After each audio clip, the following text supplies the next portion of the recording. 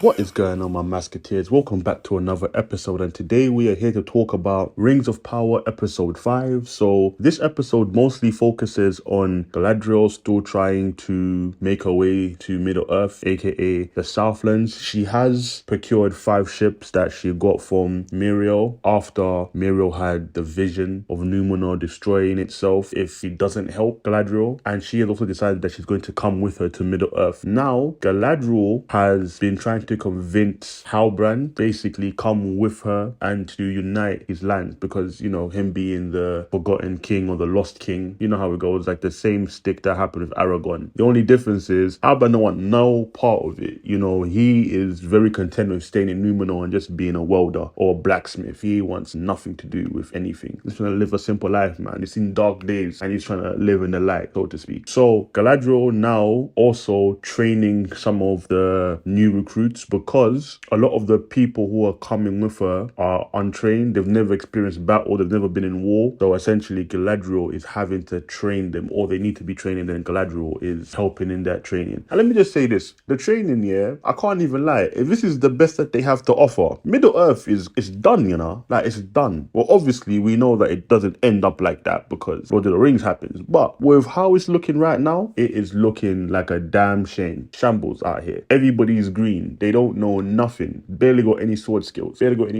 Also, we go then to Elrond, and Elrond has brought Darwin with him, and essentially what they're going to do is have a conversation with the King of the Elves. Why they're having a conversation with the King of the Elves is meant to be to broker in the truce between elves and dwarves, because the elves technically need the dwarves' help in constructing these massive towers, right? So the king, which is Gil-galad, is hosting. There's like a little bit of an ulterior motive. You don't know what the ulterior motive is until after the dinner when Gil-galad and Aaron are speaking, and literally he tells Aaron that we're dying. The elves are basically dying. Whatever's poisoned them, it's basically affected like this tree, and the tree represents their ability to stay in Middle-earth, or in this realm anyway. Now, what they need is in the base of that mountain, and it's basically the vibranium that we found in the previous episode. That's right, they need that metal because supposedly the metal possesses both in equal parts good and evil energy, which they can use to essentially restore themselves and to heal the tree. I don't know how, but that's just basically what it is. And if they don't heal the tree, they will eventually wither away and die if they choose to remain in this realm. So that's why they essentially need, or why they even want to have dealings with the dwarfs. They don't care about building the tower. It's all to get access to the quote-unquote metal that they discovered, or the ore, did I say? And so Gil-galad basically tells Aaron that this is what needs to happen, that we need that metal, and I need you to help us get it. That's the real reason why I sent you over there. So all of that is happening, and then we also have, back in the Southlands, Arondir is trying to rally all of the villagers to fight and not to surrender, and he is basically just supporting Browin. I think that's how you say her name, Browin. So she is like become like the de facto leader essentially of the little village, and she wants to fight and she wants to protect everybody so that they don't allow quote unquote Sharon or Oren to kill everybody. But then even within that, like, the group is split in two. Some people want to stay and fight, other people literally have decided to surrender. So like they go off to pledge their allegiances to Oren so that he won't end up killing them. So let's get into the good of the episode. The good of the episode, there wasn't really that much good, if I'm being honest. I feel like, again, this show is very slow paced. We're now at the halfway mark. I don't even know how many episodes this has, but we're at the halfway mark to where, again, it's good, it's cool, but it's not giving me what I would expect from an epic fantasy. There's nothing propelling me and pushing me forward. So again, the acting is good, the visuals like always amazing, but we've now gotten to the point of where I need more than visuals. I need to see some story elements. I need to see some plot beats. I need them to pick this thing up, because them waiting until like the last episode or 2 episodes to then really get it popping, I don't really know if that's a good payoff. Yeah, and that's really it for my good. It doesn't sound like good, but that's what I can give you at this point. Now let's go to the bad. The bad is, like I mentioned, the pacing is too slow, and I don't feel like enough has happened. In 5 episodes, we still do not even know what is going on. Like, we still don't even get the gist of this series or this season. And as well, let me just say this here, Galadriel,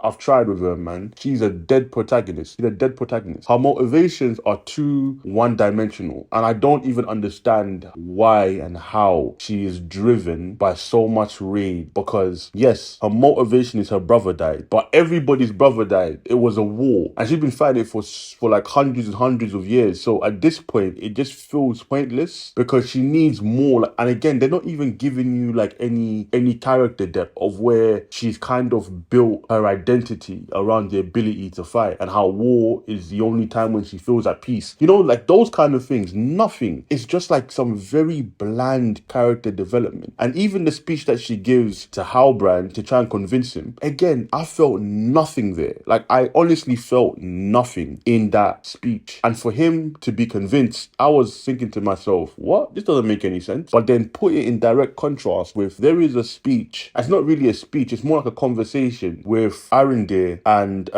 Browen, and they're talking. And basically, she's at the point where she wants to give up, and he's trying to convince her not to. But the speech that he gives her in why he believes in man and how he's watched them for 75 years, and during that time he has seen so many things. Actually, no, it's not even with Browen. It's actually with her son Theo. He has a conversation with Theo, and he basically is telling Theo in why he believes in man and why he sees that man can do and be better. And that speech to me, and again, it's not a speech, it's more of a conversation, that was more compelling than what I got when I was listening and watching Galadriel talking to Halbrand. So honestly, she's a trash protagonist. I'm sorry. I've tried to like her, but she's just not doing it for me at all. So my verdict for this one, again, I'm going to give it a 5 out of 10. It was a solid episode. Nothing bad, but nothing good. There's just a middle, which is quite fitting because this is like the 5th episode, and I think there might be 10 episodes in the season. So it was a middle for the middle. Well, with that being said, those are my thoughts and my opinions. Please let me know what you thought in the comment section below. And like always, like, comment, subscribe, and I will see you guys at the next masquerade. Peace.